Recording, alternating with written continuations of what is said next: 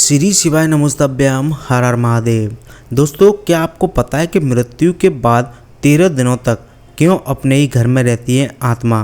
दोस्तों, अगर आप जानना चाहते हैं तो इस वीडियो को शुरू से एंड तक जरूर देखना, क्योंकि आज के इस वीडियो में हम आपको पूज्य गुरुजी पंडित प्रदीप मिश्रा जी की कथा सुनकर आपको इसके बारे में पूरी जानकारी देने जा रहे हैं। दोस्तों, जिस तरह जीवन एक सत्य है, ठीक प्रत्येक व्यक्ति को ये भी भली भांति पता है कि मृत्यु भी एक ऐसा सत्य है जिसे कोई जितना मर्जी झुठला दे, परंतु इसे बदला नहीं जा सकता। कहने का अर्थ है कि जिसने इस पृथ्वी पर जन्म लिया है उसे एक न एक दिन अपने प्राणों की आहुति देनी पड़ती है। इस बारे में हम में से बहुत से लोगों ने कई बार अपने बड़े बुजुर्गों से कहते हुए सुना होगा कि मृत्यु के बाद मनुष्य शरीर की आत्मा 13 दिनों तक अपने घर के अंदर रहती हैं। मगर ऐसा क्यों? इस बारे में क्या किसी ने सोचा है? अगर नहीं तो चलिए आइए आपको इससे संबंधित जानकारी बताते हैं जो पूज्य गुरुजी ने अपनी कथा में बताया था, और जानते हैं कि आखिर क्यों मृतक शरीर की आत्मा 13 दिनों तक अपने घर में भटकती रहती हैं। साथ ही साथ ये भी बताएंगे कि 13 दिनों तक मृतक के नाम का पिंडदान क्यों किया जाता है। तो आगे बढ़ने से पहले आप सभी से हमारी एक रिक्वेस्ट है कि वीडियो को लाइक कर दें, शेयर कर दें और चैनल को सब्सक्राइब जरूर कर लें। साथ ही नीचे कमेंट बॉक्स में सच्चे मन से हर हर महादेव जरूर लिख दें, जिससे कि आपकी हर मनोकामना जल्दी से जल्दी पूरी हो।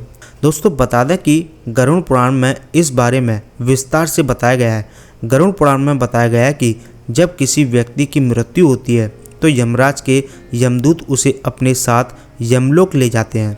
यहाँ उसके अच्छे और बुरे कर्मों का हिसाब होता है और फिर 24 घंटे के अंदर यमदूत उस प्राणी की आत्मा को वापस घर छोड़ जाते हैं। यमदूत के द्वारा आत्मा को वापस छोड़ जाने के बाद मृतक की आत्मा अपने परिजनों के बीच में भटकती रहती हैं और अपने परिजनों को पुकारती रहती हैं, लेकिन उसकी आवाज़ को कोई नहीं सुन पाता। यह देखकर मृतक व्यक्ति की आत्मा बेचैन हो जाती है और ज़ोर ज़ोर से चिल्लाने लगती है।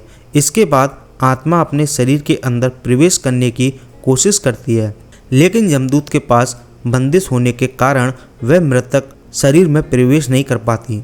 इसके अलावा गरुड़ पुराण की माने तो जब यमदूत आत्मा को उसके घर परिजनों के पास छोड़ जाती हैं तो उस समय उस आत्मा में इतना बल नहीं होता कि वो यमलोक की यात्रा तय कर पाए। गरुड़ पुराण के अनुसार किसी भी मनुष्य के मृत्यु के बाद जो 10 दिनों तक किया जाता है उससे मृतक आत्मा के विभिन्न अंगों की रचना होती है। जो 11वें और 12वें दिन पिंडदान किया जाता है उससे मृतक आत्मा रूपी शरीर का मांस और त्वचा का निर्माण होता है, और जब 13वें दिन 13वीं की जाती हैं तो उस दिन मृतक के नाम का पिंडदान किया जाता है। उसी से ही वो यमलोक की यात्रा तय करते हैं, अर्थात मृत्यु के बाद मृतक के नाम का जो पिंडदान किया जाता है उसी से ही आत्मा को मृत लोक से यमलोक तक यात्रा करने का बल मिलता है।